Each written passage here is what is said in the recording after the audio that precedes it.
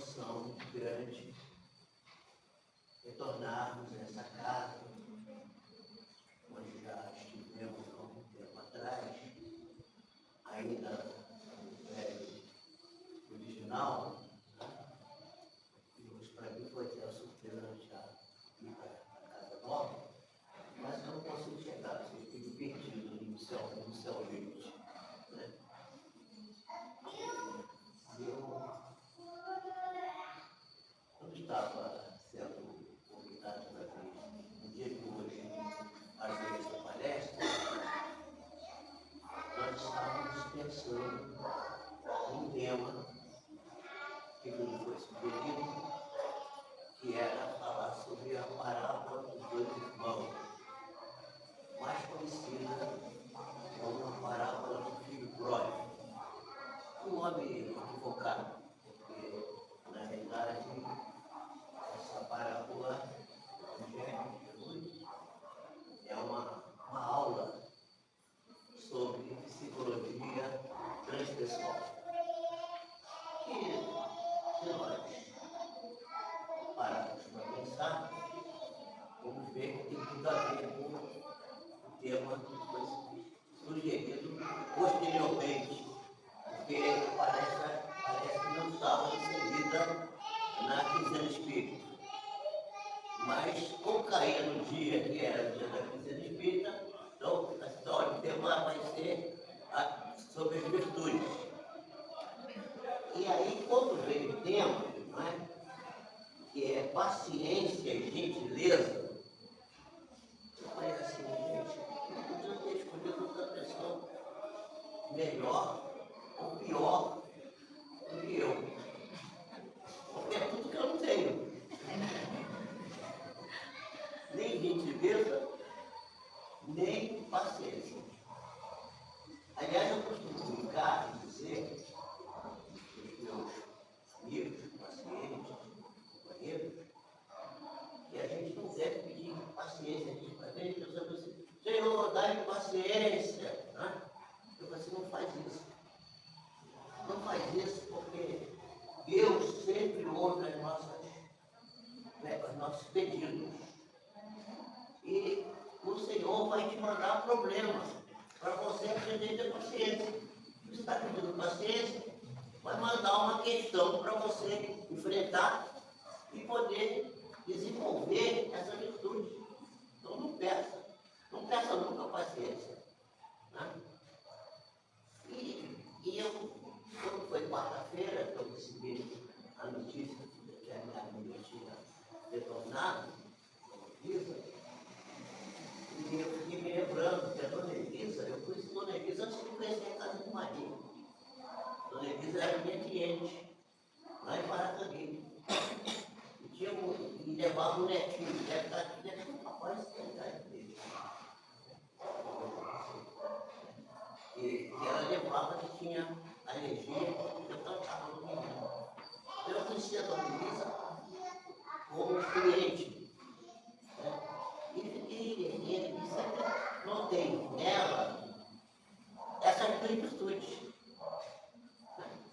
Ela era uma pessoa muito tranquila, muito virtuosa. Ela inspirava assim, um ar de doçura, de afabilidade. E ela esteve comigo, vamos dizer, recentemente, talvez 2 anos atrás, um pouco menos, o tempo agora passa tão rápido que a gente se perde, a gente não sabe. Parece que foi muito tempo, mas foi menos tempo, mas foi menos tempo, mas já foi mais tempo. Mas mais ou menos isso, cerca de 2 anos. E ela estava com um quadro respiratório, que eu cuidei, eu não estava muito bem. Ela estava, apesar da idade, muito forte ainda, muito bem disposta e muito lúcida, muito assim, com bastante disposição de ânimo, enfim. Isso daí foi para mim, de certa forma, uma surpresa, né? Porque a gente sempre foi ouvir ela tempo atrás muito bem, não estava falando de uma doença séria, pelo menos que se soubesse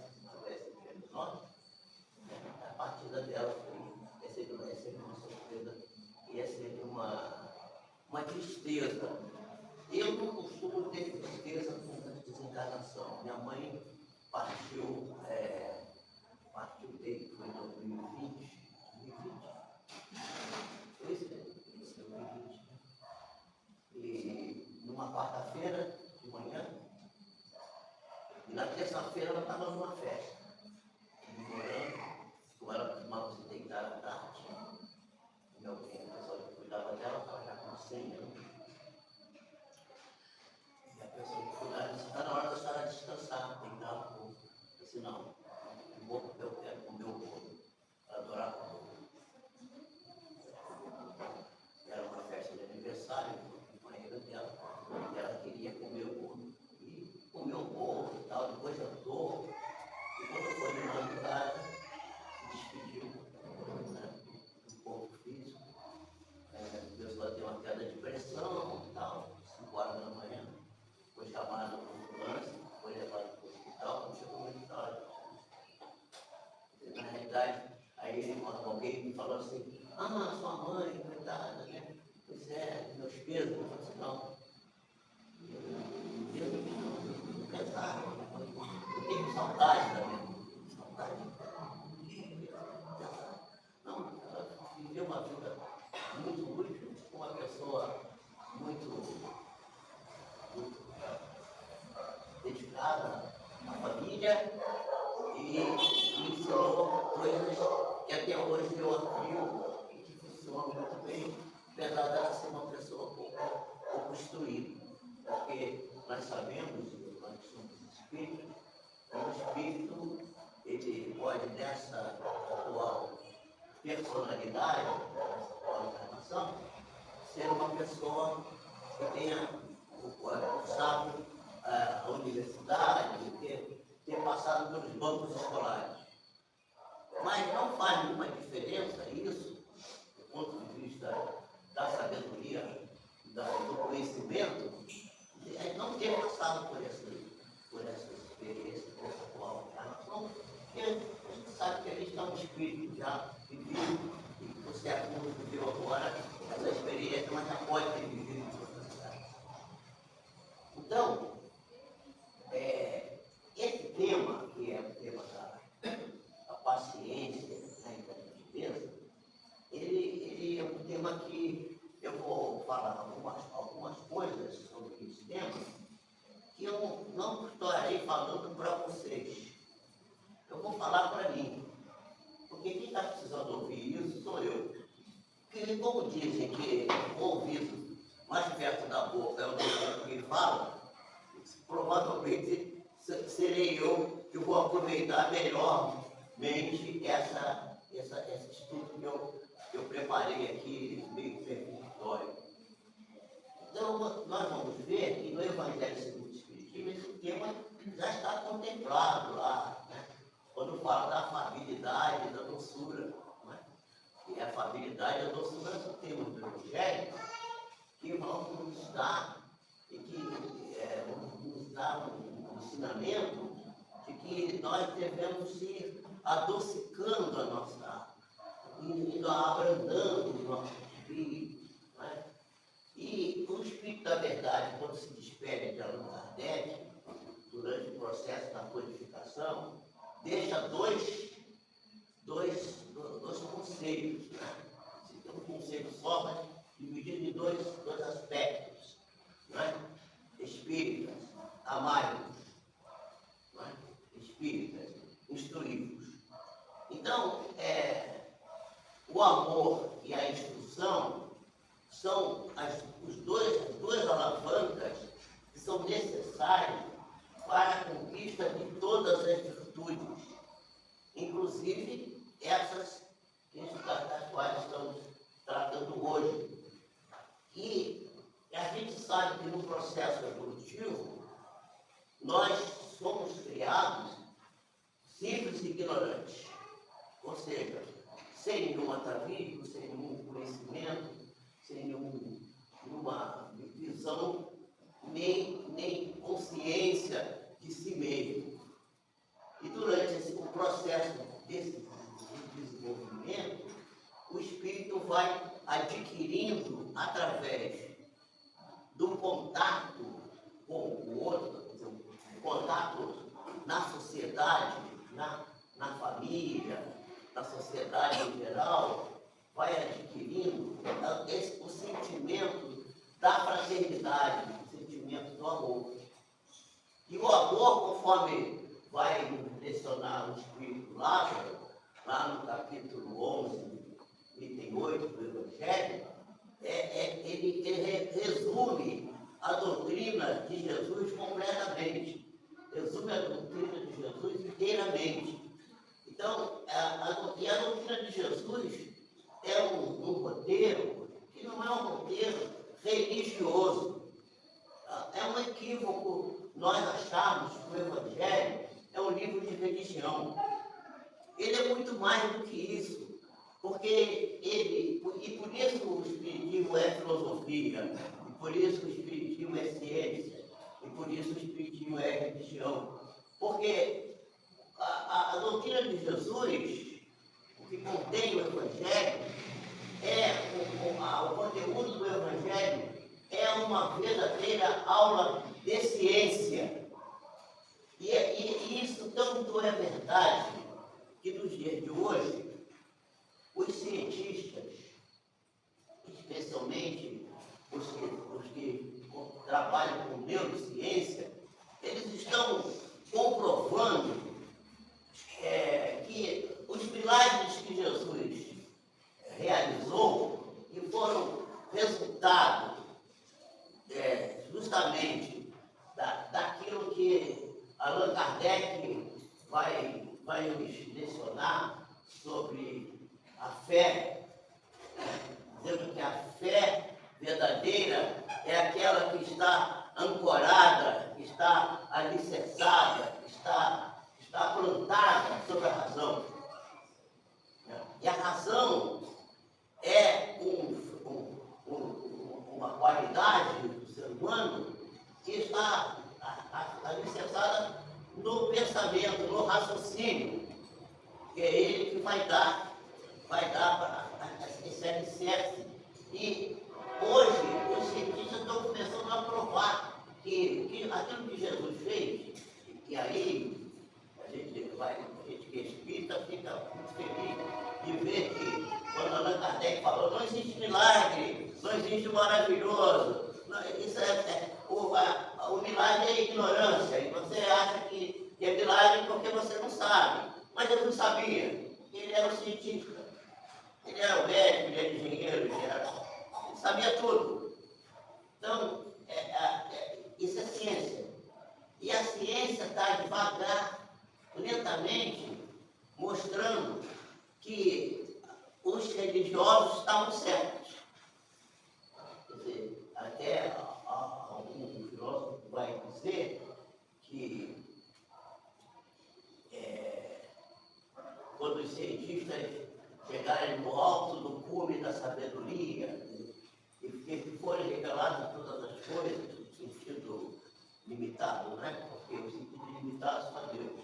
Mas no sentido limitado, nós vamos abranger todo o conhecimento num determinado momento, aquele possível ao processo evolutivo no qual nós estivermos. Aliás, nesse item 8 do capítulo 11 do Evangelho, o Espírito Lázaro, ele vai exatamente falar disso. Quer dizer, nós vamos poder saber tudo no limite do nosso processo evolutivo, né? Até onde a gente pode chegar. E aí, o filósofo vai dizer assim, bem, quando se atingir esse grau de sabedoria, lá nesse alto desse monte, onde está a sabedoria, lá o cientista já vai ter encontrado os religiosos, né, e os artistas, porque eles se anteciparam. E nós vamos ver que se antecipar na vida é um ato de sabedoria. E o objetivo do planejamento que eu fiz para trazer essa comunicação de hoje para vocês é dar para mim próprio, né? Porque a palestra é para mim, né? Mas também transmitir para vocês, porque se você não atender aquilo que é bom para você, que seja bom para o outro, não é bom para ninguém, nem para você, nem para o outro. Então só é bom quando é bom para todo mundo. Então, nós vamos aqui, ao final dessa conversa, nós vamos tentar passar para vocês a ideia da antecipação, que é caminho, antecipar-se é o caminho para a gente conquistar as virtudes, não só essas que estamos tratando hoje, a gentileza, a paciência, mas as demais virtudes. Porque no processo evolutivo, no início, a gente tem só instinto. Isso nós vamos diz lá nesse capítulo 58. Né? Depois a gente vai avançar, vai evoluir, vai crescer, vai descobrir coisas, mas vai também ter desvios, vai procurar atalho, vai escorregar, vai ter situações em que vai não proceder da maneira correta, alinhada com a lei de Deus que está escrita na nossa consciência. Nós vamos falhar. E quando a gente falha, a gente começa a ficar meio preso nas decepções da vida, nas coisas do instinto, e vai buscar as percepções ligadas às sensações. Né? Então, evoluído e decaído, o homem tem sensações. Primeiro tem instinto, depois tem sensação. Mas mais avançado e regenerado, o homem vai ter sentimento. Né? E o sentimento, por excelência, vai dizer lá, é o amor. Então, quando a gente caminha no sentido evolutivo, e a consciência, que ainda é um protótipo, que ainda não é aquela consciência lúcida, e o despertar da consciência está representado na Escritura Sagrada, naquela condição que é mostrada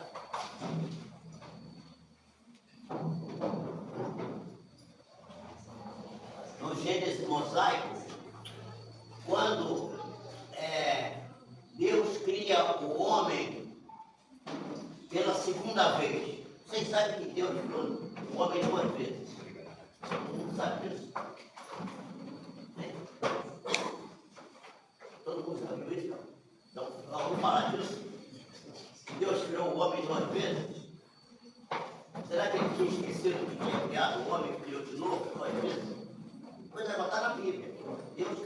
Porque Deus criou o homem no quarto dia da criação. Né? Segundo a Escritura, segundo o Gênesis, Deus criou o homem no quarto dia. Certo? Está certo isso?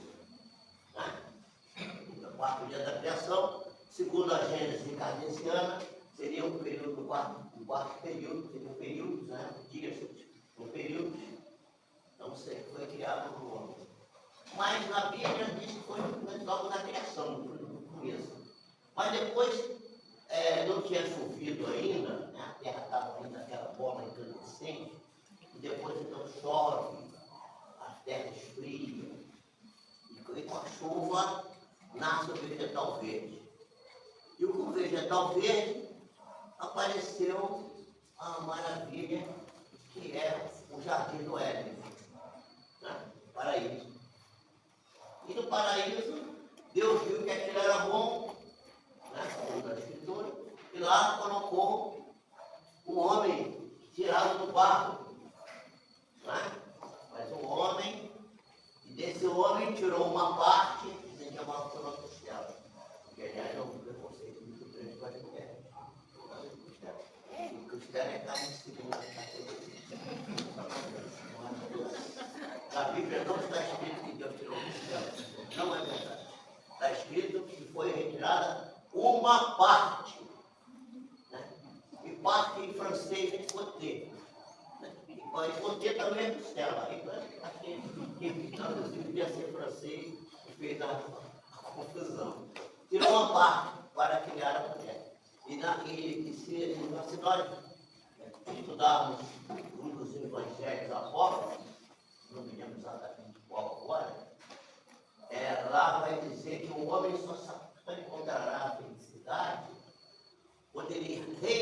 encontrar essa parte que foi tirada dele. Aí uma pensar assim, o que quer dizer isso, gente? O homem vai reencontrar a parte que lhe foi tirada.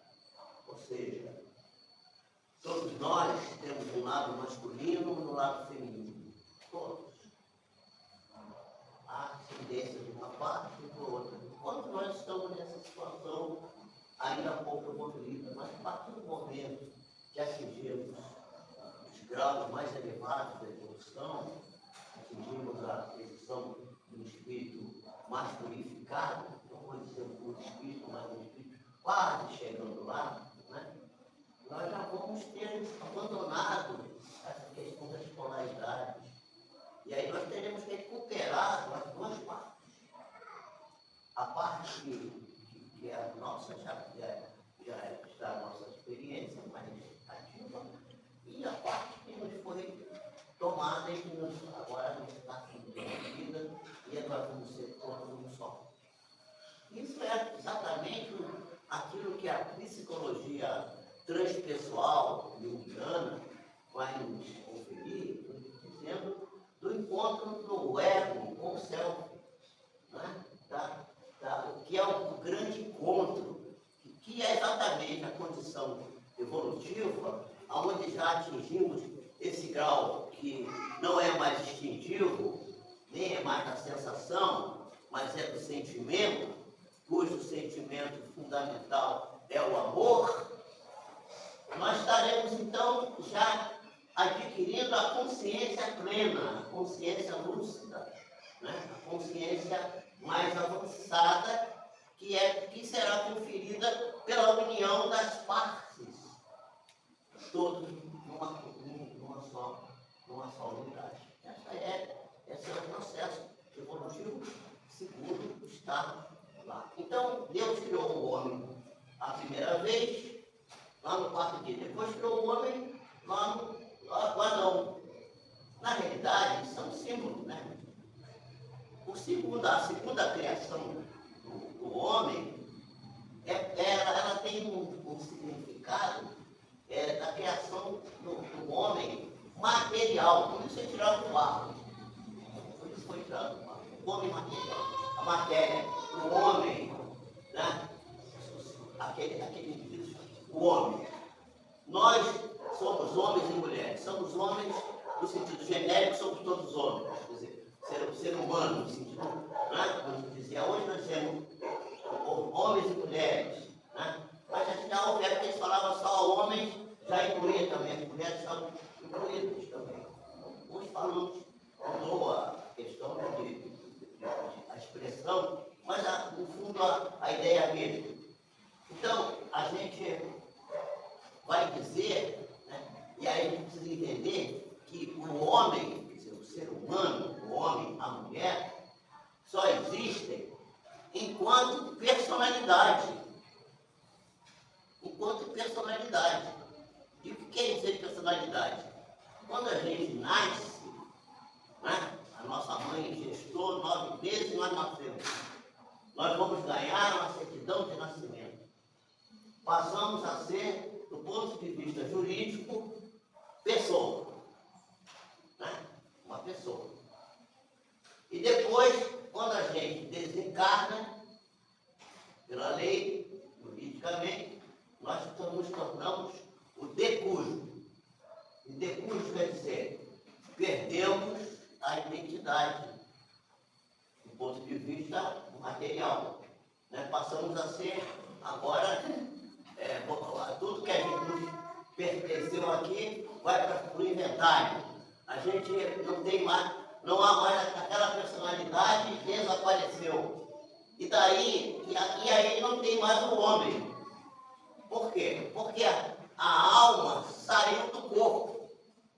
Isso teoricamente. A alma saiu do corpo. Então, o que é a alma? A alma é o espírito encarnado. Diz Allan Kardec. Pergunta 28. Do livro dos Espíritos. Mas, e o que é a alma quando o indivíduo morre? É o espírito. Então o espírito são, né? A mesma coisa seria. Mas quando é que nós perdemos a condição de homem? É quando a gente desencarna? Será que é? Será que quando a gente desencarna, perdemos a condição de homem ou de mulher? Depende. Manuel Filomeno de Miranda tem uma expressão muito interessante sobre isso. Ele diz: morrer é fácil, desencarnar não é tão fácil. E por isso nós vamos encontrar na obra de André Luiz uma referência, quando ele está no livro Nosso Lar, onde ele é solicitado a socorrer o esposo da sua viúva, e que ele vê que ela tinha se casado de novo, e que o leito conjugal no qual ele habitou durante a sua vida terrena estava ocupado por outra criatura. Ele fica enciumado, ele se revolta de certa forma. E aí ele diz assim, se quiserem, procurem lá no livro, vão ver, ele vai dizer assim: eu era o homem desencarnado. Ora, se era desencarnado, não era mais o homem, porque o homem só vai até a morte, né? A desencarnação. Então o nosso grande mestre, pela Divaldo Franco, Manuel Filomeno de Miranda, tem razão de dizer: morrer é fácil, desencarnar não é tão fácil. Por quê? Porque ainda estamos muito presos às coisas materiais. E é a prisão às coisas materiais que nos impede de adquirir essa virtude maravilhosa, que é a paciência, né? E a gentileza. E a gentileza fica muito brava. E com o processo, com o apego às coisas, nós vamos criando hábitos. Os hábitos são criados em grupo. A gente é estimulado a absorver uma determinada coisa e cria um hábito. Aí eu tenho o hábito de tomar cafezinho, eu tenho o hábito de fazer isso, eu tenho o hábito de ler na hora de dormir. Então são hábitos que vamos criando. Então nós precisamos habituar a criar hábitos saudáveis, hábitos que possam nos ajudar para podermos criar a gentileza, para criarmos essa questão da doçura, a afabilidade, que vai nos conferir essa virtude verdadeiramente. Porque é muito fácil a pessoa, pelo verniz da educação, ser gentil, né? Ser afável. Mas se a pessoa contraria ele, a coisa fica difícil. Então, quando é que a pessoa atingiu esse grau? Quando ela, mesmo contrariada, ela consegue manter-se tranquila, gentil, tranquilo, paciente, não se deixa perturbar por aquela condição. Eu vou falar para vocês. Se tiver algum aqui, um espírito evoluído que já conseguiu, parabéns. Eu não consegui. Recentemente mesmo, eu fiquei muito triste com isso. Eu fiz uma coisa que depois eu estou arrependido, exatamente nesse campo. Não posso nem contar, é sempre uma coisa. Uma pessoa que até queria muito que a gente veio. Então, existe uma fissura, gente, no nosso processo evolutivo, porque a nossa consciência lúcida, se quer a gente despertar a consciência, em medicina a gente diz que consciente a pessoa está lógica, lúcido, orientado no tempo e no espaço. É melhor o paciente está lógico, mas isso não quer dizer que ele seja consciente. E a consciência, segundo Leon Denis, é a soma das experiências vividas em todas as encarnações. Mas se Allan Kardec vai dizer que a alma é o espírito encarnado, não discorda de Allan Kardec, mas completa Allan Kardec. E vai dizer que a alma é a menor parte do espírito encarnado. Está lá no livro O Problema do Ser Discriminador, onde ele trata da alma, e vai tratar da vontade, né? Dizendo que a vontade é a maior força, a força maior, a maior potência, né, da nossa alma é a vontade.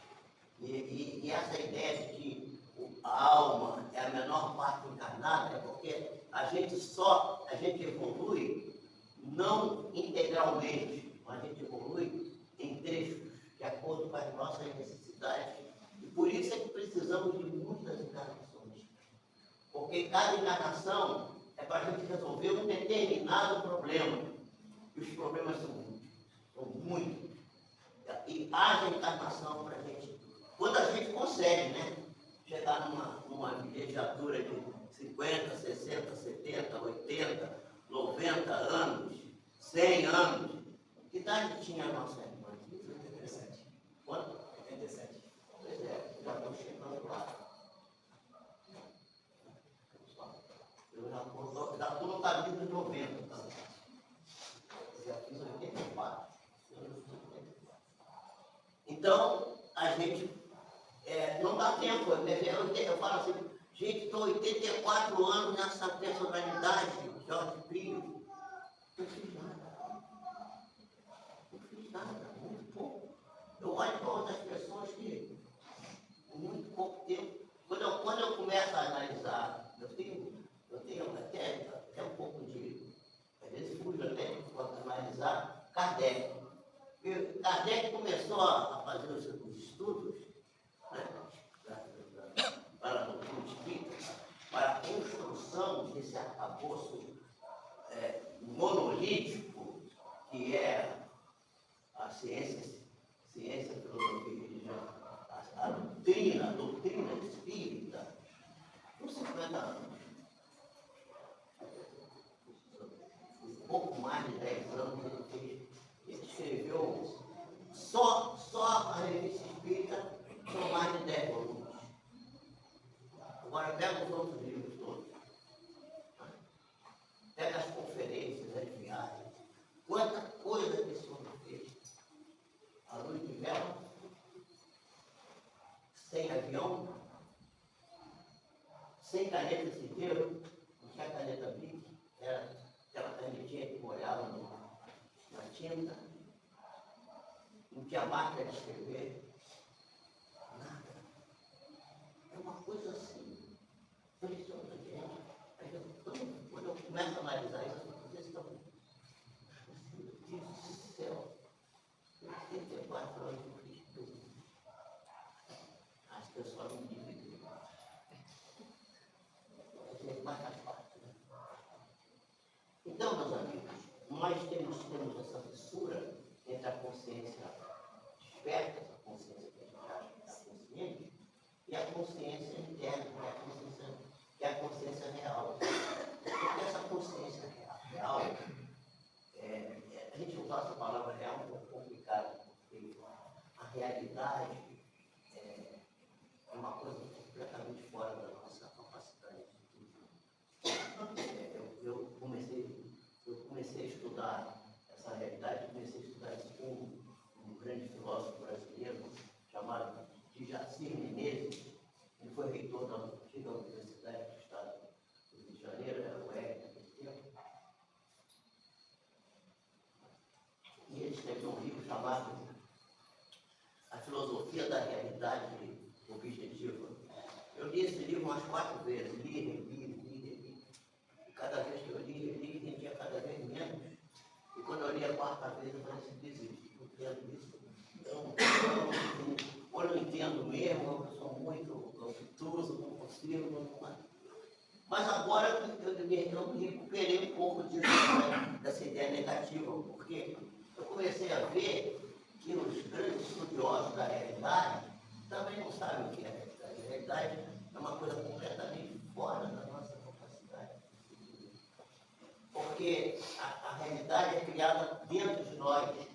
Nós criamos o mundo fora. E nós vemos o mundo de acordo com aquilo que a gente entendeu.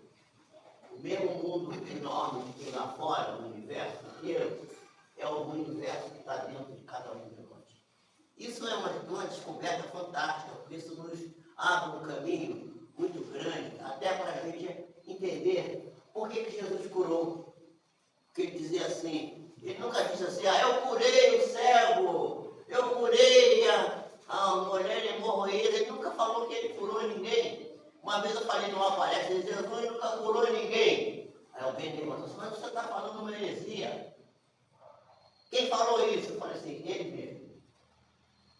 Ele dizia assim, pede. Vai lá, pede. Então, quem cura é a própria pessoa que se cura. E agora os cientistas estão fazendo, os cientistas que estudam a consciência e que estudam essa questão dessa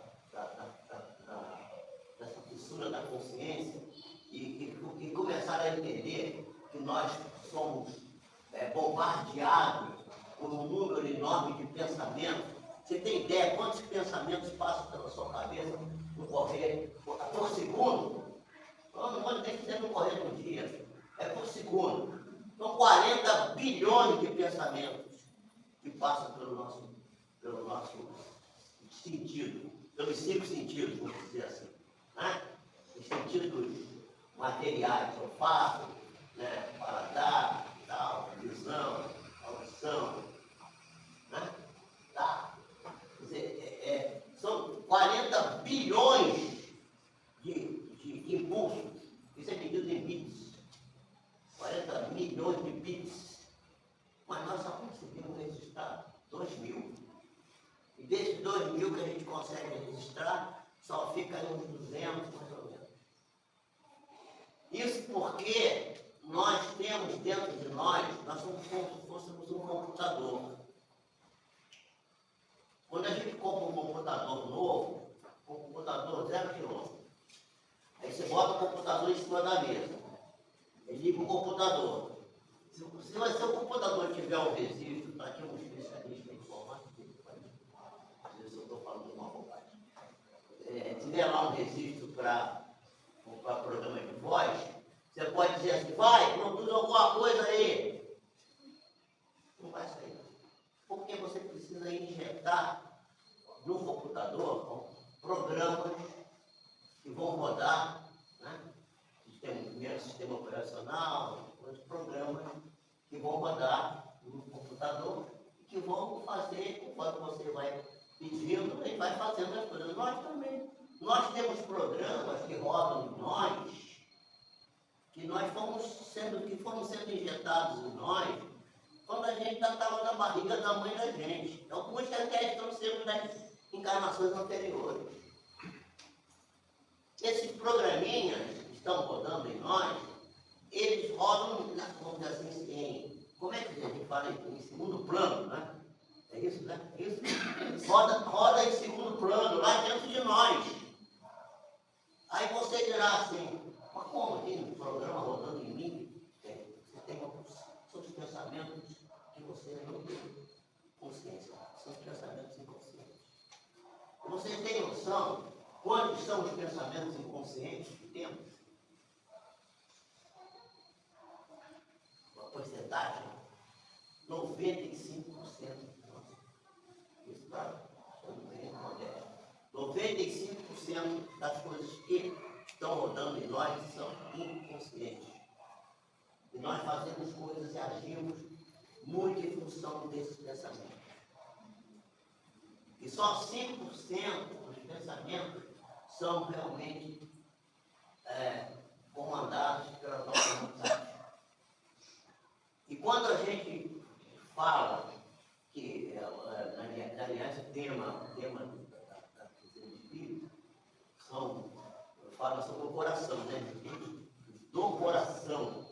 Isso tem uma sabedoria, eu não sei se a turma que fez isso estava muito bem consciente do que estava escrevendo aqui, eu acho que sim, mas a gente fala muito do coração, porque Jesus mesmo falava, isso aí, né, do coração, Então se você tem de luz, né, você terá muita luz. Se o seu coração são trevas, que grandes trevas serão. Tudo do coração, vem tudo do coração. Porque o coração é aqui, ó. Ninguém se identifica que eu, ninguém fala que eu, né? Que é aqui, porque todo mundo fala que o cérebro é importante. Não é o cérebro. Não é o cérebro que manda. Mas o cérebro é aqui, ó. Ninguém faz eu, ninguém fala eu, que é o coração. Porque o coração é mais importante que o cérebro. E se não existisse o coração, não existiria o cérebro. Porque quando a célula ovo começa a se desenvolver, para fazer o embrião, o primeiro órgão que se forma é o coração. Porque se não tiver sangue circulando, não há formação do cérebro. A criança vai nascer anencefala, o coração não vai ter. E a gente sabe se uma criança vai vingar ou não, nos primeiros dias já da gestação, se o coração está batendo direitinho. Então o coração aqui é realmente importante. Por isso que quando o Espírito da Verdade falou, Espírita, amai-vos, primeiro mandamento, instruiu o segundo mandamento. Porque através da instrução do conhecimento, nós vamos aprender a ter paciência, né? A ter doçura, a ter afabilidade. Né? Vamos aprender isso.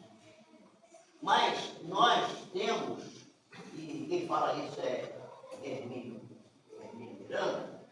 Hermínio Miranda diz que quando a gente descobriu que os nossos hemisférios cerebrais foram divididos aqui no meio, né? Eu direito, eu esquerdo, e cada um é diferente do outro, né? O que comanda o lado direito é o esquerdo, né? E o que comanda o lado esquerdo é o direito, e o direito é que é vamos dizer assim, aonde estaria, segundo Hermínio Miranda, atrelada o espírito, a parte espiritual nossa está nesse hemisfério, que é o hemisfério mais assim, digamos, global, né, intuitivo, mais silencioso, porque não é bagunçado, mais seletivo, porque tudo tem muito pouco usado, né?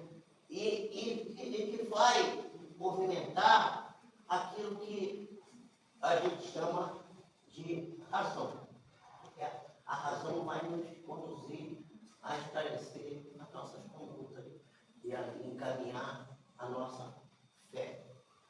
Porque quando você crê em alguma coisa, você tem a fé, você admite que aquilo é possível acontecer, você sabe que aquilo vai acontecer, você foi ensinado assim, você aprendeu. Aí você experimenta a primeira vez, está certo.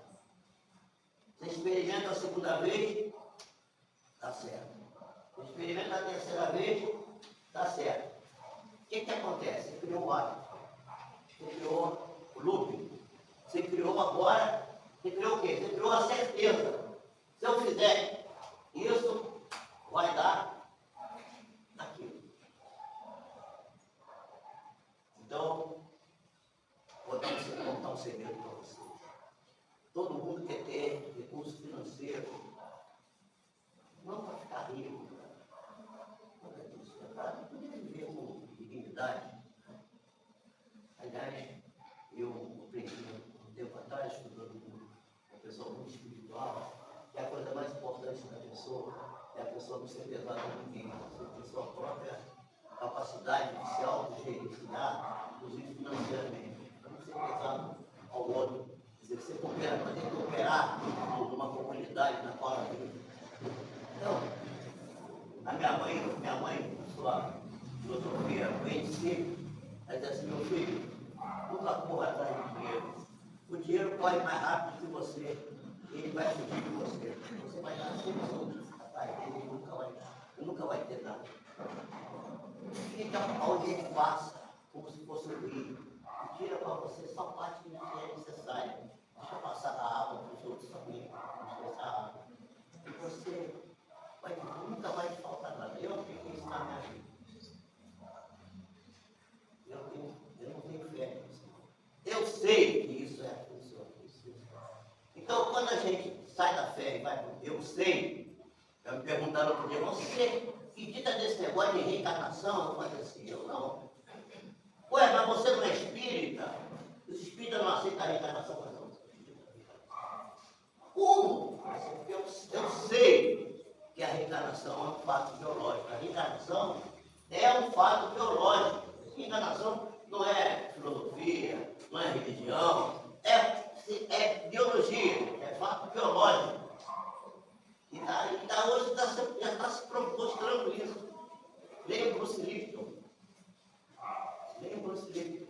Né? A biologia da fé. Ele não é religioso, tem religião não. Mas vê o trabalho dele, a pesquisa que ele faz com as células. Ele foi o primeiro sujeito que fez clonagem no mundo. Ele foi um dos cientistas mais afamados aí. Agora temos um outro aí, chamado Joy Dispenza, que vocês devem já ter visto, talvez alguns de vocês. Joy Dispenza.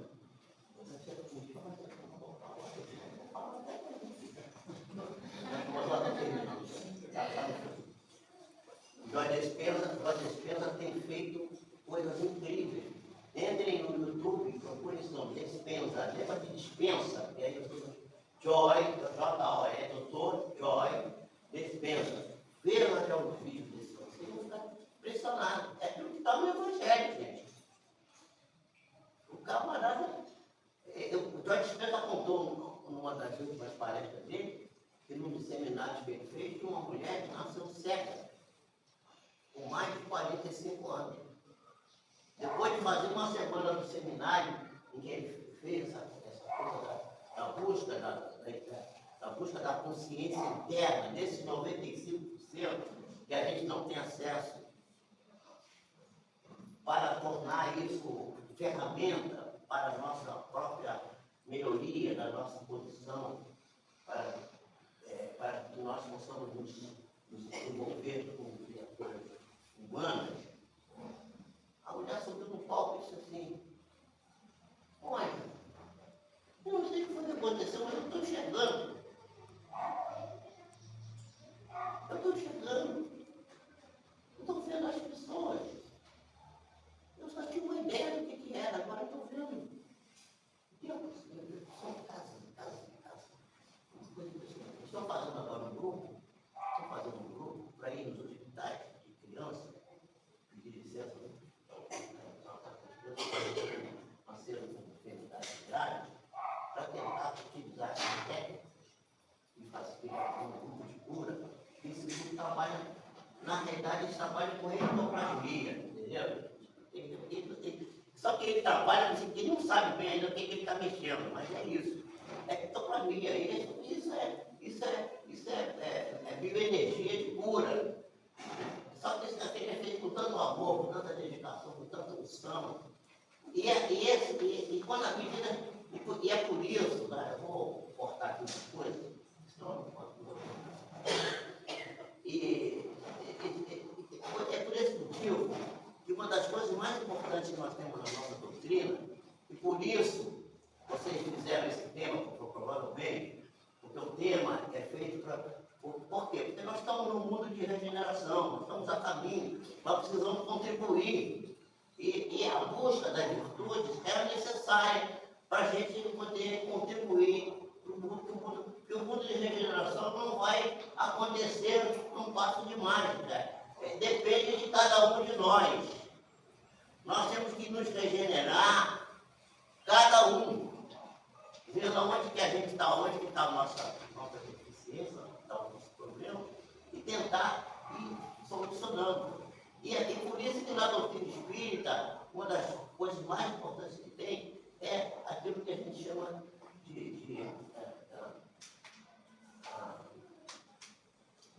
como é que se diz? A reforma íntima. Eu quase não uso mais reforma, eu não uso mais reforma íntima, eu uso outros nomes. Eu tenho feito muita palestra em livros não espíritas, né? Aí a gente usa a reprogramação. Então, a reforma íntima. E se a gente for ver, uma das perguntas mais badaladas do Livro dos Espíritos, mais badaladas, mais todo mundo sabe, mesmo quem estuda pouco, já ouviu falar, é 919. Né?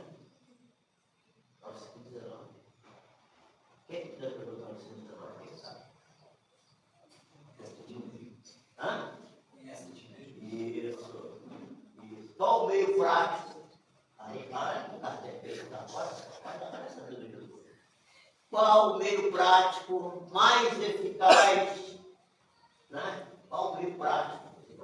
Não é aquilo qual é a teoria, não é a teoria, é o meio prático. Qual é o meio prático mais eficaz, que tem que dar resultado, né? Para a gente vencer a dificuldade dessa vida, superar os problemas. Aí, São Agostinho que responde, né? Os sábios da vossa antiguidade já disse, conhece. E para que o autoconhecimento? O autoconhecimento serve para quê?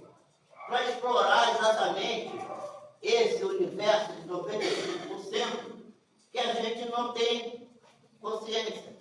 E daí, na filosofia, na psicologia transpessoal, você vê a questão que é tratada muito bem pelos grandes especialistas, que é da sombra. O que é a sombra? A sombra é exatamente o lado escuro, aonde se encontra Deus. Quem falou isso foi São João da Cruz. A Joana de Anjos diz isso no livro dela. São João da Cruz disse que Deus se encontra na sombra, no lado escuro do homem, na sombra do homem.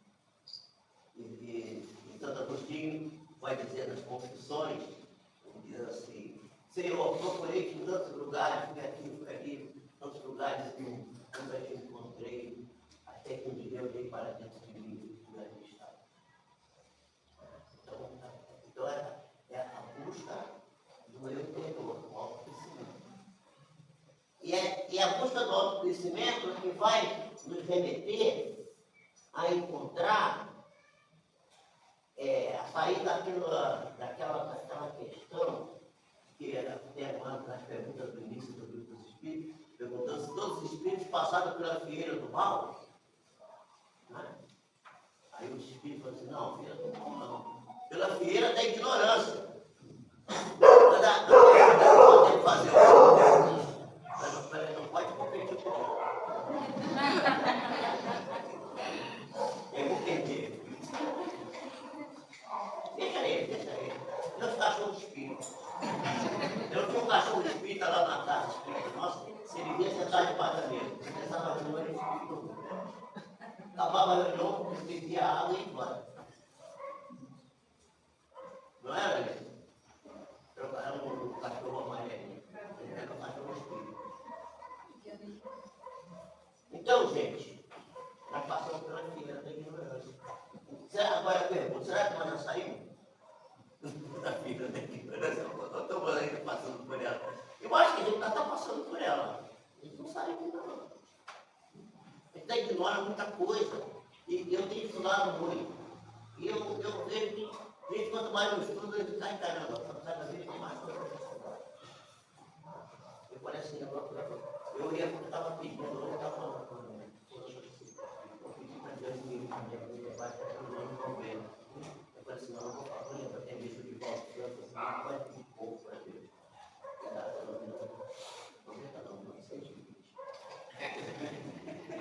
Mas lúcido, né? Consciente, podendo estudar, podendo olhar, não adianta. Pois é, então, estamos terminando, tá? Já estou com 1 hora.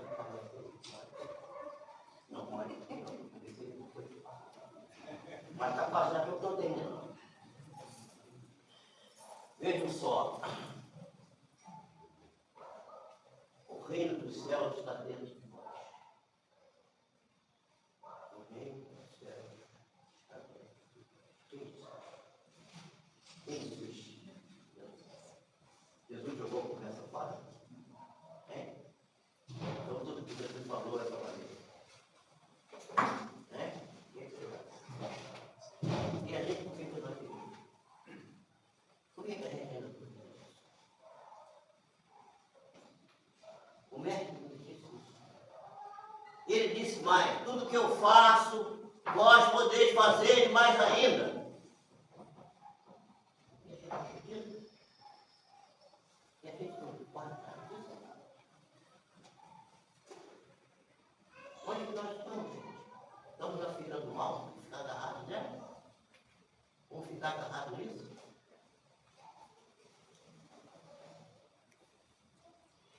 Então, meus amigos, é preciso que a gente não conquiste realmente a tranquilidade, a afabilidade, a doçura, a paciência, a gentileza, mas que sejam realmente conquistas do nosso íntimo, do nosso coração, não é da nossa mente. E quando ela está no nível da mente, está no hemisfério cerebral ligado ao corpo físico. E aí nós estamos sujeitos aos hormônios, à adrenalina, ao cortisol, entendeu? As substâncias que são vasoativas, que nos movimentam, que fazem interrupção, o coração dispara, a gente fica, ai meu Deus, desesperado, como é que vai ser?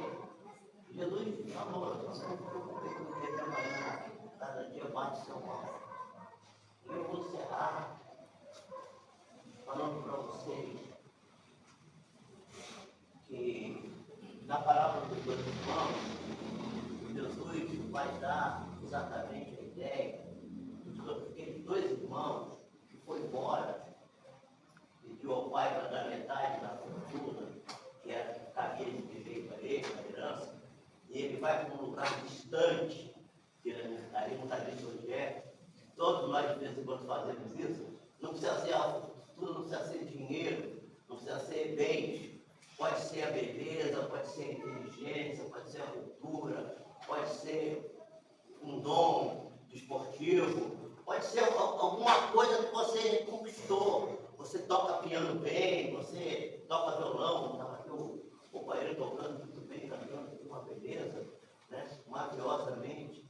Então, são esses dons que são conquistas nossas, nós conquistamos, não existe almoço grátis, nem no céu, nem na vida. Tudo é conquista, tudo é luta, tudo é esforço pessoal. E aí, esses dois irmãos, aquele que foi embora, somos nós. Quando nós abandonamos as nossas tarefas. Vocês conhecem a história do espírito aposentado? Conhece? Isso era médico. Trabalhou 40 anos na empresa que ele trabalhava. Ele foi aposentado. Quando ele se aposentou, ele também era médico da casa espírita. E à noite para a casa espírita desenvolver a mediunidade. Ele era um médico de altas possibilidades. Ele chegou com o presidente da casa espírita e disse: olha, eu me aposentei do trabalho, eu vou aposentar também aqui na casa espírita. Não, rapaz, aposentado. Estou aposentado, agora eu vou ficar para tal pijama, vou ficar em casa. E assim ficou lá 15, 20 anos, para principar. Não era uma pessoa que fez mal a ninguém, fez muita caridade, trabalhou no esforço físico grande, ele desenvolveu uma tarefa desenvolvida, ele foi bem recolhido, foi para um plano espiritual, para um local bastante aprazível, no plano espiritual. E lá ficou recolhido, né? Até que ele começou a ver que toda hora tinha pai de orelha para cá, tinha gente para lá, o outro corria para aqui, o outro atendia ali, dava passe, tinha isso, tinha reunião, ele via que era uma zafa, um trabalho incrível, todo mundo trabalhando. E ele começou a se sentir mal com aquilo, porque ele estava ali parado, aposentado. Aí ele pediu uma conversa com o bispo e tal, responsável. O irmão falou assim: vou mudar a sua filha. Olhar para uma ficha dele. Meu irmão, aqui na sua filha diz que você está aposentado. Não tem trabalho para você. Você escolheu isso, tudo é escolha. Não, eu estou desesperado, estou ficando angustiado, estou vendo todo mundo. Não, vamos ver. Até que arrumaram uma coisa que ele falou, mas a gente não pode se aposentar. Não tem aposentadoria, gente. Não tem. Já pensou se Deus resolvesse se aposentar? O que ia ser de nós? O inferno seria de vontade. Mas talvez as pessoas falando muito de aposentadoria. Ah, não vou fazer mais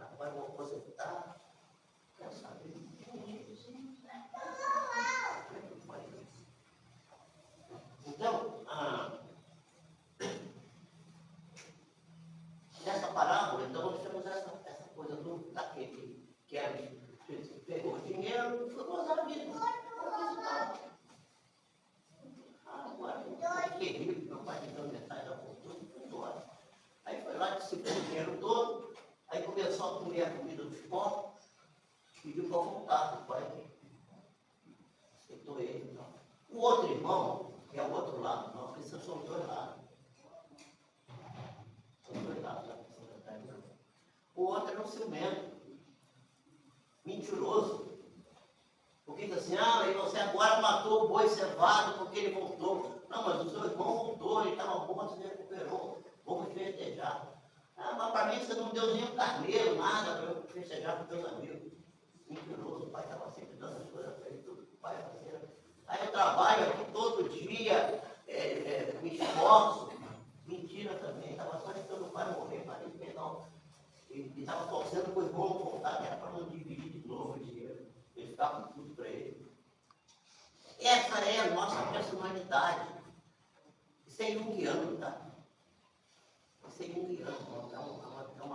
É uma interpretação da parábola, mostrando que Jesus já era um sábio, realmente sábio, não sábio dos sábios, porque ele já deixou a parábola certinha. E quando veio a psicologia do pessoal, ela encaixa direitinho na personalidade humana, naquele que dissipa os leite e naquele que é enganador, só querendo tirar partido e está só fingindo que está lhe servindo, que está ajudando, está só esperando a hora de dar o bote.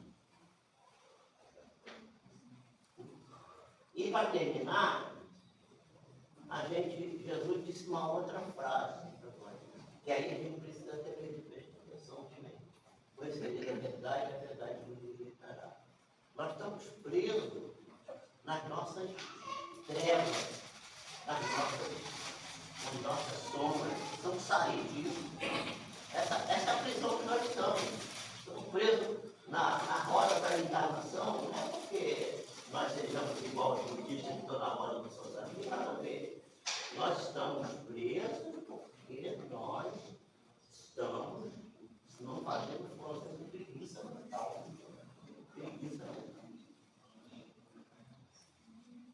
E eu vou dar um conselho para vocês, um negócio que eu aprendi recentemente. Primeira coisa para a gente conseguir atingir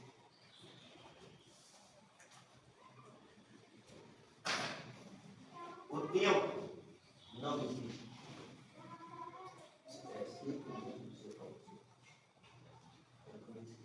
Tempo é apenas uma convenção humana que nós criamos. Porque o passado já morreu, já passou. E tudo que a gente ficou de coisa que está ruim em nós, essa coisa que nós carregamos, os pesos que nós, as culpas, os traumas que carregamos, vem do passado.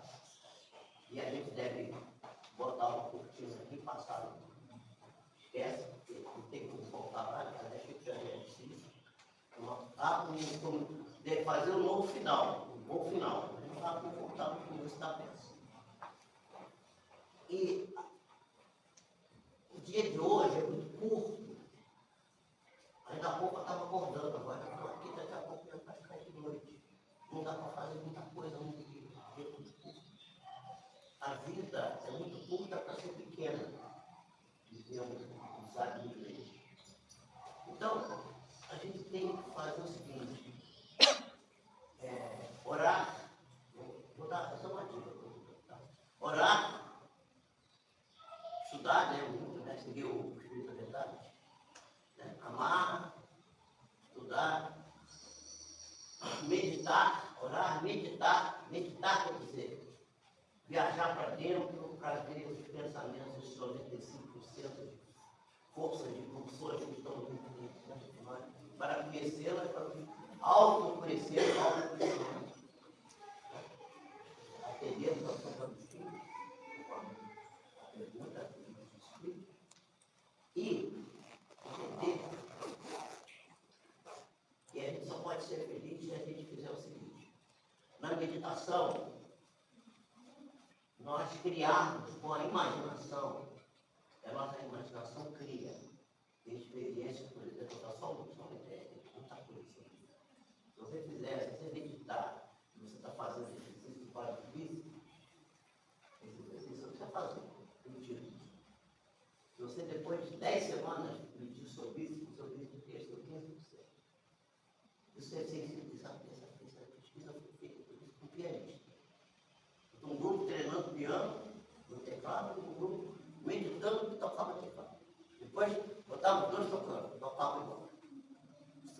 ciência, ciência pura. E nós somos espíritas, nós estamos numa casa de ciência. Aqui é ciência. E nós temos que apresentar a ciência, tá? E que corrobora o que a doutrina diz. Então, você tem que meditar, você quer pensar, você imaginar o seu futuro. Imagina o futuro que você quer para você. Não importa se você tem 20 anos, 15 anos, 30, 40, 50, 80, 90 anos, não importa. Medita no seu futuro. Bota lá no futuro. Medita que você faz essa meditação durante 3 semanas. Todo dia, num determinado horário, fica num lugar para descansar, tranquilo, pode uma música suave. Medita no seu futuro. Aí pega esse futuro que você imaginou, que agora já estará existindo. Agora você criou o seu futuro. E traz ele aqui no presente. E viva esse. Quando você fizer isso, você terá vencido a dificuldade de ter fraternidade, bondade, todas as virtudes que Deus nos